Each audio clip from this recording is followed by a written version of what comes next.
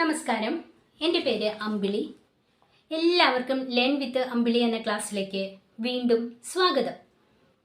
ഇന്ന് നമ്മൾ പഠിക്കാൻ പോകുന്നത് 9ാം ക്ലാസ് കേരള പാഠാവലി മലയാളം, അതിലെ ഉജ്ജ്വല ഹൃദയസ്പന്ദങ്ങൾ എന്ന യൂണിറ്റിലെ കാണുന്നുണ്ടനേകം അക്ഷരങ്ങൾ എന്ന കവിതയിലെ ചോദ്യങ്ങളും ഉത്തരങ്ങളുമാണ്. കഴിഞ്ഞ ക്ലാസ്സിൽ നമ്മൾ ഇതിൻ്റെ ആശയം പഠിച്ചു കഴിഞ്ഞല്ലോ. കാണുന്നുണ്ടനേകം അക്ഷരങ്ങൾ എന്ന നമ്മുടെ കവിത എഴുതിയ കവി ആരാണ്? അദ്ദേഹത്തെ ഒന്ന് പരിചയപ്പെടണ്ടേ? അദ്ദേഹത്തിൻ്റെ പേരാണ് എം.ആർ. രേണുകുമാർ. അദ്ദേഹം കവി മാത്രമല്ല, ചെറുകഥാകൃത്ത്, ഉപന്യാസകാരൻ, വിവർത്തകൻ, ജീവചരിത്രകാരൻ എന്നീ നിലകളിലെല്ലാം പ്രസിദ്ധനാണ്. അദ്ദേഹത്തിൻ്റെ പ്രധാന കൃതികൾ ഏതൊക്കെയാണ്? കൊതിയൻ. ആ കവിതാ സമാഹാരത്തിൽ നിന്നും എടുത്തിട്ടുള്ള കവിതയാണ് നമുക്ക് പഠിക്കാനുള്ള കാണുന്നുണ്ടനേകം അക്ഷരങ്ങൾ എന്ന കവിതാഭാഗം. മറ്റ് കൃതികൾ പച്ചക്കുപ്പി, വിഷക്കായ, അതിന് മറ്റൊരു പേരുണ്ട് അറിവിൻ്റെ ഫലം, കെനി നിലയിങ്കൽ, അതിന് മറ്റൊരു പേരുണ്ട് ചതുപ്പു നിലങ്ങളിൽ. ഇതെല്ലാം കവിതാ സമാഹാരങ്ങളാണ് കേട്ടോ. അടുത്തത് അര സൈക്കിൾ, കൂട്ടുകൂടുന്ന കഥകൾ, അതൊരു ബാലസാഹിത്യ കൃതിയാണ്. അയ്യങ്കാളി, ജീവിതവും ഇടപെടലുകളും, അത് ജീവചരിത്ര ഗ്രന്ഥമാണ്. ഇനി നമുക്ക് ഏതാനും പദങ്ങൾ വിഗ്രഹിച്ചെഴുതാം. കറിച്ചട്ടി, കറി വയ്ക്കുന്നതിനുള്ള ചട്ടി. ചിരട്ടത്തവി, ചിരട്ട കൊണ്ടുള്ള തവി. മുറ്റത്തിനതിര്, മുറ്റത്തിൻ്റെ അതിര്. അനേകം അക്ഷരങ്ങൾ, അനേകമായ അക്ഷരങ്ങൾ. ഈർക്കിലി വരകൾ, ഈർക്കിലി കൊണ്ടുള്ള വരകൾ. അടുത്തതായിട്ട് നമുക്ക് ഈ പാഠഭാഗത്ത് വരുന്ന ചില സന്ധി, അതും ഉദാഹരണങ്ങളും പഠിക്കാം. കഴിഞ്ഞ ക്ലാസ്സിൽ നമ്മൾ സന്ധികൾ എന്നാൽ എന്ത് എന്ന് പഠിച്ചിരുന്നല്ലോ. മലയാളത്തിൽ 4 സന്ധികളാണുള്ളത്: ലോപസന്ധി, ദ്വിത്വസന്ധി, ആഗമസന്ധി, ആദേശസന്ധി. ഇവിടെ ലോപസന്ധി, മുറ്റത്തിന് അതിര് ചേർത്തെഴുതുമ്പോൾ മുറ്റത്തിനതിര്. അതുപോലെ മെഴുക്ക്, എല്ലാം ചേർത്തെഴുതുമ്പോൾ മെഴുക്കെല്ലാം. ഇവിടെ ഏത് വർണ്ണമാണ് ഇല്ലാതെയായിരിക്കുന്നത്? സംവൃതോകാരം. 2 വർണ്ണങ്ങൾ തമ്മിൽ ചേരുമ്പോൾ ഒരു വർണ്ണം ഇല്ലാതെയാകുന്നതാണ് ലോപസന്ധി. അടുത്തത് ദ്വിത്വസന്ധി. ദ്വിത്വസന്ധി എന്നാൽ 2 വർണ്ണങ്ങൾ തമ്മിൽ ചേരുമ്പോൾ ഒരു വർണ്ണം ഇരട്ടിക്കുന്നത്. ഉദാഹരണം കഞ്ഞി, കലം, കഞ്ഞിക്കലം, ഇവിടെ ക ഇരട്ടിച്ചിരിക്കുന്നു. കറി ചട്ടി, കറിച്ചട്ടി, ഇവിടെ ച ഇരട്ടിച്ചിരിക്കുന്നു. പൊട്ടി ചിരിച്ച്, പൊട്ടിച്ചിരിച്ച്, ഇവിടെയും ച ഇരട്ടിച്ചിരിക്കുന്നു. മണ്ണിൽ പുരണ്ട്, മണ്ണിൽ പുരണ്ട്, ഇവിടെ ഏതക്ഷരമാണ് ഇരട്ടിച്ചിരിക്കുന്നത്? പ. അടുത്തത് ആഗമസന്ധി. 2 വർണ്ണങ്ങൾ തമ്മിൽ ചേരുമ്പോൾ ഒരു വർണ്ണം പുതിയതായിട്ട് വന്നു ചേരുന്നതാണ് ആഗമസന്ധി. ആഗമം എന്ന വാക്കിൻ്റെ അർത്ഥം വന്നു ചേരുക എന്നതാണല്ലോ. ഉദാഹരണം മൂക്കട്ട ഒലിപ്പിച്ച്, മൂക്കട്ടയൊലിപ്പിച്ച്, ഇവിടെ ഏതു വർണ്ണമാണ് വന്നു ചേർന്നിരിക്കുന്നത്? യ. വീടിനെ അല്ല, വീടിനെ അല്ല, ഇവിടെയും യാ തന്നെ ആഗമിച്ചിരിക്കുന്നു. ആദ്യമായിട്ട് നമുക്ക് പഠന പ്രവർത്തനങ്ങളിലെ ചോദ്യങ്ങളുടെ ഉത്തരങ്ങൾ ചെയ്തു നോക്കാം. ചോദ്യം 1. കാണുന്നുണ്ടിങ്ങനെ ഓരോരോ മാറ്റങ്ങൾ കാണുന്നിടത്തൊക്കെ. സാമൂഹിക ജീവിതത്തിലുണ്ടായ എന്തെല്ലാം മാറ്റങ്ങളാണ് കവിതാഭാഗത്ത് സൂചിപ്പിക്കുന്നത്? വിശകലനം ചെയ്യുക. ഉത്തരം: അധകൃത ജനവിഭാഗത്തിൻ്റെ ജീവിതത്തിലുണ്ടായ പുരോഗമനപരമായ മാറ്റത്തെ ഒരു വീടിൻ്റെ പശ്ചാത്തലത്തിൽ ആവിഷ്കരിക്കുകയാണ് കവി. അധകൃതരെന്ന് പറഞ്ഞ് സമൂഹത്തിൽ നിന്നും മാറ്റി നിർത്തപ്പെട്ടവരിലേക്ക് അറിവ് കടന്നു വന്നതോടെ അവരുടെ ജീവിതം നല്ല നല്ല മാറ്റങ്ങൾക്ക് വിധേയമായി. വൃത്തിയുള്ള മുറ്റവും വീടിൻ്റെ അതിരിലുള്ള ഇലഞ്ഞിമരവും മാറ്റത്തിൻ്റെ അടയാളമാണ്. കുളിച്ച് വൃത്തിയോടെ ഇരിക്കുന്ന കുഞ്ഞുങ്ങളും മെഴുക്കെല്ലാം കളഞ്ഞ് വൃത്തിയാക്കിയ കഞ്ഞിക്കലവും കറിച്ചട്ടികളും ചിരട്ടത്തവികളും ജീവിതത്തിൻ്റെ നല്ല മാറ്റത്തെ സൂചിപ്പിക്കുന്നു. കേരളത്തിൽ താഴ്ന്ന സമുദായത്തിലെ കുട്ടികൾക്ക് വിദ്യാഭ്യാസം ചെയ്യാനുള്ള അവകാശം ഉണ്ടായിരുന്നില്ല. ശ്രീനാരായണ ഗുരു, മഹാത്മാ അയ്യങ്കാളി തുടങ്ങിയ നവോത്ഥാന നായകന്മാരുടെ ശ്രമഫലമായി താഴ്ന്ന ജാതിയിൽപ്പെട്ടവർക്കും വിദ്യ നേടാനുള്ള അവസരം വന്നു ചേർന്നു. അറിവിൻ്റെ പ്രകാശം അവരുടെ ജീവിതത്തിൽ വെടിപ്പും ചിട്ടയും എല്ലാം കൊണ്ടുവന്നു. ഇന്നലെ വരെ വൃത്തിയില്ലാതെ അലങ്കോലമായി കിടന്ന വീട് വെടിപ്പുള്ളതായി മാറി. അറിവാണ് നല്ല മനുഷ്യനെ സൃഷ്ടിക്കുന്നത്. അറിവ് നേടിയതോടെ തെറ്റായ ജീവിതക്രമം മാറ്റി വെളിച്ചത്തിൻ്റെ വൃത്തിയുടെ ലോകത്തേക്ക് എത്തുകയായിരുന്നു സമൂഹത്തിൽ നിന്നും മാറ്റി നിർത്തപ്പെട്ട ആ പാവം മനുഷ്യർ. അടുത്ത ചോദ്യം. മെഴുക്കെല്ലാം വെടിഞ്ഞ് വെയിലത്തിരുന്നുണങ്ങി മിനുങ്ങുന്ന കഞ്ഞിക്കലവും കറിച്ചട്ടികളും അരികിലായി ചാഞ്ഞുകിടക്കും ചിരട്ടത്തവികളും. ഇത്തരത്തിലുള്ള വാഗ്മയ ചിത്രങ്ങൾ കവിതയിൽ ഇനിയുമുണ്ടല്ലോ. അവ കണ്ടെത്തി വരകളിലും വർണ്ണങ്ങളിലും ആവിഷ്കരിക്കുക. എന്താണ് വാഗ്മയ ചിത്രം? വാക്കുകൾ കൊണ്ടുള്ള ചിത്രമാണ് വാഗ്മയ ചിത്രം. ഒരു വാക്യം അല്ലെങ്കിൽ കവിതയിലെ വരികൾ നമ്മൾ വായിക്കുമ്പോൾ അത് നമ്മുടെ മനസ്സിലേക്ക് ചിത്രമായിട്ട് രൂപം കൊള്ളുന്നു. നാം നമ്മുടെ കണ്ണുകൾ കൊണ്ട് കാണുന്ന അതേ രൂപത്തിൽ നമ്മുടെ മനസ്സിൽ ആ ചിത്രം രൂപം കൊള്ളുന്നു.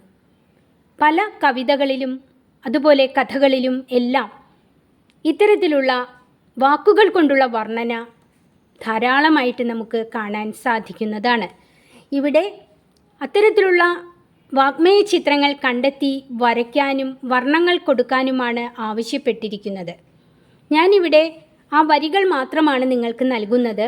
നിങ്ങളുടെ ഭാവനയനുസരിച്ച് ചിത്രം വരയ്ക്കാൻ കഴിയുന്ന കുട്ടികൾ നിങ്ങളുടെ ഇടയിലുണ്ടാകുമല്ലോ. അവർക്ക് ചിത്രം വരയ്ക്കാം, അതിന് നല്ല നല്ല വർണ്ണങ്ങൾ കൊടുക്കാം. ഇതെല്ലാം ചെയ്യാവുന്നതാണ്. ഞാൻ വരികൾ പറയാം. മുറ്റത്തിനതിര് കാത്ത് മണമൂറി പൊട്ടിച്ചിരിച്ചു നിൽക്കും ഇലഞ്ഞിമരം. ആ ഇലഞ്ഞിമരത്തിൻ്റെ ചിത്രമാണ് ഇവിടെ വാഗ്മയ രൂപത്തിൽ നമുക്ക് നൽകിയിട്ടുള്ളത്. മറ്റൊന്ന്, കുളിച്ച് വൃത്തിയായി ഇറയത്ത് വഴിക്കണ്ണുമായിരിക്കുന്ന കറുത്ത കുഞ്ഞുങ്ങൾ. ഒരു വീടിൻ്റെ ഇറയത്ത് നല്ല കുളിച്ച് വൃത്തിയായി നല്ല സുന്ദരന്മാരായിട്ടും സുന്ദരികളായിട്ടും ഇരിക്കുന്ന ആ കറുത്ത നിറമുള്ള കുഞ്ഞുങ്ങളെ വരയ്ക്കാൻ സാധിക്കില്ലേ? വരയ്ക്കാൻ അറിയുന്നവർക്ക് ഒന്ന് വരച്ച് നോക്കൂ, ഒന്ന് കളറൊക്കെ ചെയ്ത് കൊടുക്കൂ. നല്ല മനോഹരമായിരിക്കും ചിത്രങ്ങൾ. ഇത് വായിക്കുമ്പോൾ തന്നെ നമ്മുടെ മനസ്സിലേക്ക് ആ കുട്ടികളുടെ ആ ഇരിപ്പും എല്ലാം കടന്നു വരുന്നുണ്ട്. നാം അത് നമ്മുടെ കണ്ണുകൾ കൊണ്ട് ഇപ്പോൾ തന്നെ കാണുന്നുണ്ട്. അതാണ് വാഗ്മയ ചിത്രത്തിൻ്റെ പ്രത്യേകത. മറ്റൊന്ന്, ആരാണിങ്ങനെ മണ്ണിൽ പുരണ്ട് മൂക്കട്ടയൊലിപ്പിച്ച് നിന്ന കുഞ്ഞുങ്ങളെ. അവിടെ ആ കുഞ്ഞുങ്ങളുടെ ചിത്രമാണ്. കറുത്ത കുഞ്ഞുങ്ങൾ, ചെളിയും മണ്ണും ഒക്കെ പുരണ്ട് ഇരിക്കുന്ന ആ കുഞ്ഞുങ്ങൾ, മൂക്കിലൂടെ ഇങ്ങനെ മൂക്കുട്ടയും വരുന്നുണ്ട്. ഒന്ന് ഭാവനയിൽ കണ്ടു നോക്കൂ. നമുക്ക് ആ കുഞ്ഞുങ്ങളെ നമ്മുടെ മുമ്പിൽ കാണാൻ സാധിക്കുന്നതാണ്. അടുത്ത ചോദ്യം. കാണുന്നീലൊരക്ഷരവും എൻ്റെ വംശത്തെപ്പറ്റി, കാണുന്നുണ്ട് അനേക വംശത്തിൻ ചരിത്രങ്ങൾ. എൻ്റെ വംശത്തെപ്പറ്റി എന്ന കവിത പൊയ്കയിൽ അപ്പച്ചൻ എഴുതിയത്. ചോദ്യം ഇതാണ്. ഈ കവിതാഭാഗത്തെ ആശയം കാണുന്നുണ്ട് അനേകം അക്ഷരങ്ങൾ എന്ന കവിതയുടെ പ്രമേയത്തെ സ്വാധീനിക്കുന്നതെങ്ങനെ? നിങ്ങളുടെ നിരീക്ഷണങ്ങൾ അവതരിപ്പിക്കുക. ആരാണ് പൊയ്കയിൽ അപ്പച്ചൻ? അദ്ദേഹം അടിസ്ഥാന ജനവിഭാഗങ്ങളുടെ കഷ്ടപ്പാടുകൾ ഗാനരൂപത്തിൽ പൊതുജനങ്ങൾക്കിടയിൽ അവതരിപ്പിച്ച ഒരു സാമൂഹ്യ പരിഷ്കർത്താവായിരുന്നു. അദ്ദേഹത്തിൻ്റെ ശരിയായ പേര് കുമാരൻ എന്നാണ്. 18ാമത്തെ വയസ്സിൽ അദ്ദേഹം ക്രിസ്തുമതം സ്വീകരിക്കുകയും യോഹന്നാൻ എന്ന പേര് സ്വീകരിക്കുകയും ചെയ്തു. അദ്ദേഹം അടിസ്ഥാന ജനവിഭാഗത്തിന് വേണ്ടിയിട്ട് വിദ്യാലയങ്ങൾ സ്ഥാപിക്കുകയും തൊഴിൽശാലകൾ ആരംഭിക്കുകയും ചെയ്തിരുന്നു. അപ്പോൾ അദ്ദേഹത്തിൻ്റെ ഒരു കവിതാഭാഗത്തെ വരികളാണ് നമുക്കിവിടെ ചോദ്യത്തിൽ നൽകിയിട്ടുള്ളത്. നമുക്കൊന്ന് ഉത്തരത്തിലേക്ക് പോകാം. തൻ്റെ വംശത്തെപ്പറ്റി ഒരക്ഷരം പോലും ചരിത്രത്തിൽ കാണുന്നില്ല. എന്നാൽ മറ്റ് അനേകം വംശങ്ങളുടെ ചരിത്രം കാണാനുമുണ്ട്.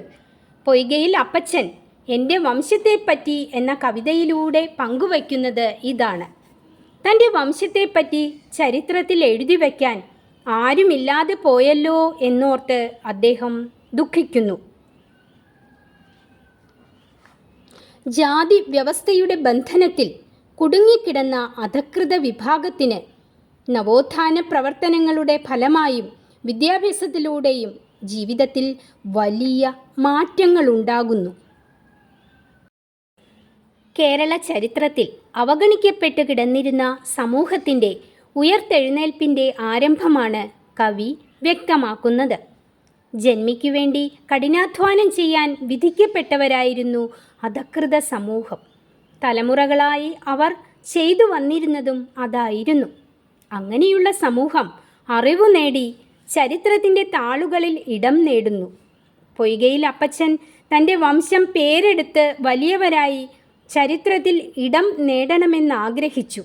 അതേ ആശയം തന്നെയാണ് കാണുന്നുണ്ടനേകമക്ഷരങ്ങൾ എന്ന കവിതയിൽ താഴ്ന്ന സമുദായത്തിൻ്റെ ഉന്നമനം, നല്ല ജീവിതം എന്നിവ ലക്ഷ്യമാക്കി MR രേണുകുമാർ ആവിഷ്കരിക്കുന്നത്. അടുത്ത ചോദ്യം: ആരാണിങ്ങനെ അലങ്കോലമായി കിടന്ന വീടിനെ അടുക്കിപ്പെറുക്കി വെടിപ്പുള്ളതാക്കിയത്? ആരാണിങ്ങനെ മണ്ണിൽ പുരണ്ട് മൂക്കട്ടയൊലിപ്പിച്ച് നിന്ന കുഞ്ഞുങ്ങളെ പുഞ്ചിരി തൂകുന്ന പൂവുകളാക്കിയത്? നമ്മുടെ കവിതയിലെ വരികളാണ്. ചോദ്യം നോക്കൂ. അടുക്കിപ്പെറുക്കി വെടിപ്പാക്കൽ, കുഞ്ഞുങ്ങളെ പുഞ്ചിരി തൂകുന്ന പൂവുകളാക്കൽ തുടങ്ങിയ പ്രയോഗങ്ങൾ കേരളത്തിൻ്റെ നവോത്ഥാന മുന്നേറ്റങ്ങളെ സൂചിപ്പിക്കുന്നുണ്ടോ? വിശദമാക്കുക. കാണുന്നുണ്ടനേകം അക്ഷരങ്ങൾ എന്ന കവിതയിൽ കേരളത്തിൻ്റെ സാമൂഹ്യ ജീവിതത്തിൽ വന്ന മാറ്റങ്ങളെയാണ് സൂചിപ്പിക്കുന്നത്. സവർണരും അവർണരും ഇങ്ങനെ മനുഷ്യരെ രണ്ടായി തരംതിരിച്ച വ്യവസ്ഥിതി. ഇതിൽ അവർണരുടെ കുഞ്ഞുങ്ങൾക്ക് വിദ്യാഭ്യാസം നിഷേധിക്കപ്പെട്ടിരുന്നു. അവർ കുടുംബമൊന്നാകെ ജന്മികളുടെ അടിമപ്പണിക്കാർ മാത്രമായിരുന്നു. കാലം മുന്നോട്ട് പോയപ്പോൾ, സാമൂഹിക പരിഷ്കരണവും നവോത്ഥാനവും ഉണ്ടായപ്പോൾ നിഷേധിക്കപ്പെട്ട വിദ്യാഭ്യാസം കുഞ്ഞുങ്ങൾക്ക് ലഭ്യമായി. മണ്ണും ചെളിയും പുരണ്ട ശരീരവും മൂക്കട്ടയൊലിപ്പിച്ച് നടന്ന ആ കറുത്ത കുഞ്ഞുങ്ങൾ, അവരുടെ മുഖത്ത് പുഞ്ചിരി വിടർന്നു. ആ പുഞ്ചിരി അവരെ ഭംഗിയുള്ള പൂവുകളാക്കി മാറ്റി. അറിവ് ലഭ്യമായതോടെ അവരുടെ ജീവിത രീതികളിൽ മാറ്റം വരികയും ചെയ്തു എന്നതാണ് അടുക്കിപ്പെറുക്കി വയ്ക്കൽ, വെടിപ്പുള്ളതാക്കി എന്ന് പറയുന്നതിൻ്റെ അർത്ഥം. ഇതാ ഇവിടെ ഒരു ചിത്രം, അതൊന്ന് ശ്രദ്ധിച്ചു നോക്കൂ. ആ ചിത്രത്തിൽ ഓലമേഞ്ഞ ഒരു വിദ്യാലയം കാണാം. ആ വിദ്യാലയത്തിലേക്ക് ഒരു പെൺകുട്ടി കയ്യിൽ സ്ലേറ്റും പിടിച്ചുകൊണ്ട് പഠിക്കാനായി പോകുന്നു. ആ പെൺകുട്ടിയെ കൊണ്ടുപോകുന്ന ആ മുതിർന്ന ആൾ ആരാണെന്നറിയാമോ നിങ്ങൾക്ക്? മറ്റാരുമല്ല, മഹാത്മാ അയ്യങ്കാളി. കേട്ടിട്ടില്ലേ ധാരാളമായിട്ട് അദ്ദേഹത്തെക്കുറിച്ച്? അദ്ദേഹം 1863 ഓഗസ്റ്റ് 28 തിരുവനന്തപുരത്തിനടുത്ത് വെങ്ങാനൂർ എന്ന സ്ഥലത്താണ് ജനിച്ചത്. അധകൃത സമൂഹത്തിൻ്റെ ഉന്നമനത്തിനു വേണ്ടി പോരാട്ടം നടത്തിയ ഒരു മഹത് വ്യക്തിയാണ് അയ്യങ്കാളി. തൻ്റെ സമുദായത്തിലെ കുട്ടികൾക്ക് വിദ്യാഭ്യാസം നിഷേധിച്ചതിന് എതിരായിട്ട് ധാരാളം സമരങ്ങൾ അദ്ദേഹം ചെയ്യുകയുണ്ടായി. തൻ്റെ സമൂഹത്തിലെ കുട്ടികൾക്ക് പഠിക്കാനായിട്ട് അദ്ദേഹം വിദ്യാലയങ്ങൾ സ്ഥാപിച്ചു. സാധുക്കൾക്ക് രക്ഷ നൽകുന്നതിനായിട്ട് സാധുജന പരിപാലന സംഘം അദ്ദേഹം രൂപീകരിച്ചു. അന്നത്തെ സവർണ മേധാവിത്വത്തിനെതിരായിട്ട് അദ്ദേഹം വളരെ പ്രശസ്തമായ ഒരു സമരം, അതിൻ്റെ പേര് വില്ലുവണ്ടി സമരം എന്നാണ്. അങ്ങനെ പല തരത്തിലുള്ള പ്രക്ഷോഭണങ്ങളിലൂടെ തൻ്റെ സമുദായത്തെ സമുദ്ധരിക്കാനും അതിലെ കുഞ്ഞുങ്ങൾക്ക് വിദ്യാഭ്യാസം നൽകി അവരെ ഉയർച്ചയിലേക്ക് എത്തിക്കാനും ശ്രമിച്ച മഹത് പുരുഷനാണ് മഹാത്മാ അയ്യങ്കാളി. ഇവിടെ നമ്മൾ ചിത്രത്തിൽ കാണുന്നത് അദ്ദേഹത്തെയാണ്. എന്താണ് ഇനി ചോദ്യം എന്ന് നമുക്ക് നോക്കാം. ഈ ചിത്രത്തിൽ ആവിഷ്കരിച്ചിരിക്കുന്ന ചരിത്ര സംഭവം ഏതാണ്? പ്രസ്തുത സംഭവം കേരളീയ നവോത്ഥാന പ്രവർത്തനങ്ങൾക്ക് കരുത്തു പകർന്നതെങ്ങനെ? വിശകലനം ചെയ്യുക. മറ്റൊരു ചോദ്യം കൂടി അവിടെ തന്നിട്ടുണ്ട്. കേരളത്തിൽ നടന്ന സാമൂഹിക പരിഷ്കരണ പ്രവർത്തനങ്ങളെപ്പറ്റി കൂടുതൽ വിവരങ്ങൾ ശേഖരിച്ച് കേരളീയ നവോത്ഥാനവും സാമൂഹിക നീതിയും എന്ന വിഷയത്തിൽ ഒരു സെമിനാർ സംഘടിപ്പിക്കാൻ ആവശ്യപ്പെട്ടിട്ടുണ്ട്. നമുക്ക് ആദ്യം ആ ചിത്രത്തിലെ സംഭവത്തിലേക്ക് പോകാം. 1907 അയിത്ത ജാതിയിലുള്ള കുട്ടികൾക്ക് പള്ളിക്കൂടത്തിൽ പ്രവേശനം അനുവദിച്ചുകൊണ്ടുള്ള ഉത്തരവ് ഉണ്ടായെങ്കിലും അയിത്ത ജാതിയിലുള്ള കുട്ടികൾക്ക് വിദ്യാലയങ്ങളിൽ പഠിക്കാൻ കഴിഞ്ഞിരുന്നില്ല. അതിനെ തുടർന്ന് അയിത്ത ജാതികളിൽപ്പെട്ട കുട്ടികളുടെ പള്ളിക്കൂട പ്രവേശനം അധികൃതർ കർശനമായി പാലിക്കണമെന്ന് നിർദ്ദേശിച്ച് 1914 വിദ്യാഭ്യാസ ഡയറക്ടർ ഉത്തരവ് പുറപ്പെടുവിച്ചു. ഈ ഉത്തരവിൻ്റെ പിൻബലത്തിൽ തെന്നൂർ കോണത്ത് പൂജാരി അയ്യൻ എന്നയാളുടെ 8 വയസ്സുള്ള മകൾ പഞ്ചമിയെയും കൊണ്ട് അയ്യങ്കാളി ഊരൂട്ടമ്പലം പെൺപള്ളിക്കൂടത്തിലെത്തുന്ന ചരിത്ര സംഭവത്തിൻ്റെ ചിത്രമാണിത്. നമ്മളിപ്പോൾ കണ്ട ചിത്രം ഏതാണെന്ന് പൂർണ്ണമായിട്ട് വ്യക്തമായല്ലോ. പുലയ പെൺകുട്ടി തൊട്ട ഊരൂട്ടമ്പലം പള്ളിക്കൂടം അന്ന് രാത്രി തന്നെ തീ വച്ച് നശിപ്പിച്ചുകൊണ്ടാണ് സവർണർ പ്രതികരിച്ചത്. ഈ സാഹചര്യത്തിൽ അയിത്ത ജാതിക്കാർക്കായി പ്രത്യേക പള്ളിക്കൂടം വേണമെന്ന് അയ്യങ്കാളിക്ക് തോന്നി.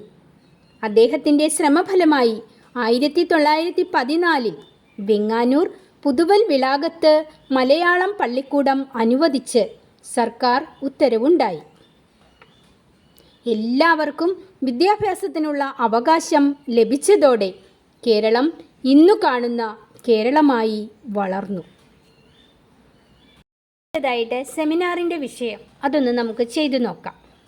കേരളീയ നവോത്ഥാനവും സാമൂഹിക നീതിയും.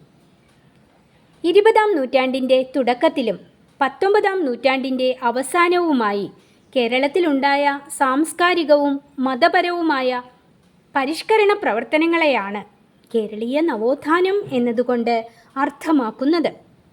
ജാതി വ്യവസ്ഥയുടെ വിത്തായ സവർണ മേധാവിത്വം, അതിൽ നിന്നുണ്ടായ തൊട്ടുകൂടായ്മ, തീണ്ടിക്കൂടായ്മ തുടങ്ങിയ അനാചാരങ്ങളും അനേകം അസമത്വങ്ങളും നിറഞ്ഞതായിരുന്നു കേരളീയ സമൂഹം. ജാതിക്കും മതത്തിനും അപ്പുറത്ത് മനുഷ്യർ ഒന്നാണെന്നും ജാതിയുടെ പേരിൽ മനുഷ്യരെ മാറ്റി നിർത്തുന്നത് തെറ്റാണെന്നുമുള്ള ഉൾക്കാഴ്ച മനുഷ്യനിലേക്ക് എത്തുന്നതിന് ശ്രീനാരായണ ഗുരുവിനെ പോലുള്ള സാമൂഹിക പരിഷ്കർത്താക്കൾക്ക് സാധിച്ചു. ശ്രീനാരായണ ഗുരു, അയ്യങ്കാളി, സഹോദരൻ അയ്യപ്പൻ, പണ്ഡിറ്റ് കറുപ്പൻ, കെ കേളപ്പൻ, വി ടി ഭട്ടതിരിപ്പാട് തുടങ്ങിയ മഹാരഥന്മാർ അരാജകത്വം നിറഞ്ഞ കേരളീയ സമൂഹത്തെ സമത്വ സുന്ദരമാക്കുന്നതിന് പരിശ്രമിച്ചവരാണ്. ഒരു ജാതി, ഒരു മതം, ഒരു ദൈവം മനുഷ്യന് എന്ന മഹത് വചനം ജാതി വ്യവസ്ഥയ്ക്കെതിരെയുള്ള ശ്രീനാരായണ ഗുരുവിൻ്റെ ഉദ്ബോധനമാണ്. വിദ്യ കൊണ്ട് പ്രബുദ്ധരാകുവാൻ അദ്ദേഹം ആഹ്വാനം ചെയ്തു. താഴ്ന്ന സമുദായത്തിലെ കുട്ടികൾക്ക് പഠിക്കുവാനായി വിദ്യാലയങ്ങളും ആരാധന നടത്തുവാൻ ക്ഷേത്രങ്ങളും സ്ഥാപിച്ചു. തൻ്റെ സമുദായത്തിലെ കുട്ടികൾക്കും വിദ്യാഭ്യാസം ലഭിക്കണമെന്ന ഉദ്ദേശത്തോടെ പഞ്ചമി എന്ന പെൺകുട്ടിയെ വിദ്യാലയത്തിൽ ചേർക്കാൻ അയ്യങ്കാളി നടത്തിയ ഐതിഹാസിക മുന്നേറ്റം എടുത്തു പറയേണ്ടതാണ്. വി ടി ഭട്ടതിരിപ്പാട് തൻ്റെ സമുദായത്തിലെ സ്ത്രീകൾ അനുഭവിക്കുന്ന യാതനകൾക്കെതിരെ പ്രവർത്തിച്ചു. മനുഷ്യരെ വേർതിരിച്ചു നിർത്താൻ പാടില്ല എന്ന ആദർശമാണ് ഇവരിലെല്ലാം ഉള്ളത്. ജാതിഭേദവും മതദ്വേഷവുമില്ലാതെ സഹോദര സ്നേഹത്തോടെ എല്ലാ വിഭാഗം ആളുകളും വാഴുന്ന മാതൃകാസ്ഥാനമാണ് തൻ്റെ നാട് എന്ന ഗുരുദേവൻ്റെ മഹത് വചനം അമൂല്യ നിധി തന്നെയാണ്. മനുഷ്യർ ഭൂമിയുടെ മക്കളാണ്. എല്ലാവരും സന്തോഷത്തോടെ സമത്വത്തോടെ വേർതിരിവില്ലാതെ ജീവിച്ചാൽ മനുഷ്യ ജീവിതം സ്വർഗതുല്യമാകും. ഇക്കാലത്ത് ഏതൊരു മേഖലയിലും സാമൂഹ്യനീതി ഉറപ്പാക്കുന്നുണ്ട്. ഏതൊരു വിദ്യാലയത്തിലും ജാതി വ്യത്യാസമില്ലാതെ പഠിക്കാനും മികവിൻ്റെ അടിസ്ഥാനത്തിൽ ഏതൊരു മേഖലയിലും ഉദ്യോഗം ലഭിക്കാനും സാധിക്കുന്നുണ്ട്. സമത്വസുന്ദരമായ ലോകത്ത് സർവ്വവിധ സ്വാതന്ത്ര്യത്തോടെ ജീവിക്കാൻ നമുക്ക് സാധിക്കുന്നുണ്ട്. നവോത്ഥാന നായകന്മാർ സ്വപ്നം കണ്ട ലോകത്താണ് നാം ഇന്ന് ജീവിക്കുന്നത്. പഠന പ്രവർത്തനങ്ങളിലെ ചോദ്യങ്ങൾ, അതിൻ്റെ ഉത്തരങ്ങളെല്ലാം നമ്മൾ ചെയ്തു കഴിഞ്ഞു. അടുത്തതായിട്ട് നമുക്ക് പാഠത്തിൽ നിന്നുള്ള ഏതാനും ചോദ്യങ്ങളുടെ ഉത്തരങ്ങളൊന്ന് ചെയ്തു നോക്കാം. 1. തലങ്ങും വിലങ്ങും ഈർക്കിലി വരകൾ കൊണ്ടു നിറഞ്ഞ വെടിപ്പായ മുറ്റം ഇവിടെ അർത്ഥമാക്കുന്നതെന്ത്? ഉത്തരം: അധകൃതരായതിനാൽ സമൂഹത്തിൽ നിന്നും മാറ്റി നിർത്തപ്പെട്ടവരുടെ ജീവിതത്തിൽ വന്നു ചേർന്ന നല്ല മാറ്റങ്ങളെയാണ് തലങ്ങും വിലങ്ങും ഈർക്കിലി വരകൾ കൊണ്ടു നിറഞ്ഞ മുറ്റം എന്നതുകൊണ്ട് അർത്ഥമാക്കുന്നത്. വൃത്തിയില്ലാതെ കിടന്നിരുന്ന മുറ്റം വൃത്തിയായി എന്നു പറഞ്ഞതിൻ്റെ അർത്ഥം ആ മനുഷ്യർക്ക് അറിവ് വിദ്യയിലൂടെ ലഭ്യമായിരിക്കുന്നു. അറിവ് വെളിച്ചമാണ്. വെളിച്ചം എല്ലാ മോശമായ കാര്യങ്ങളെയും ഇല്ലാതാക്കും എന്നതാണ്. ചോദ്യം 2. കാലങ്ങളായി അടിമജീവിതം നയിച്ചിരുന്ന അധകൃത സമുദായത്തിൻ്റെ ജീവിതത്തിലുണ്ടായ പ്രസാദാത്മകമായ മാറ്റങ്ങൾ ഏതെല്ലാം പ്രതീകങ്ങളിലൂടെയാണ് കവി ആവിഷ്കരിച്ചിരിക്കുന്നത്? ഉത്തരം: സമൂഹത്തിൽ നിന്നും മാറ്റി നിർത്തപ്പെട്ട അധകൃത വർഗത്തിന് ജീവിതത്തിൽ വിദ്യാഭ്യാസം ലഭിച്ചതോടെ വന്ന മാറ്റമാണ് തലങ്ങും വിലങ്ങും ഈർക്കിലി വരകൾ നിറഞ്ഞ വൃത്തിയായ മുറ്റം എന്ന വരികൾ അർത്ഥമാക്കുന്നത്.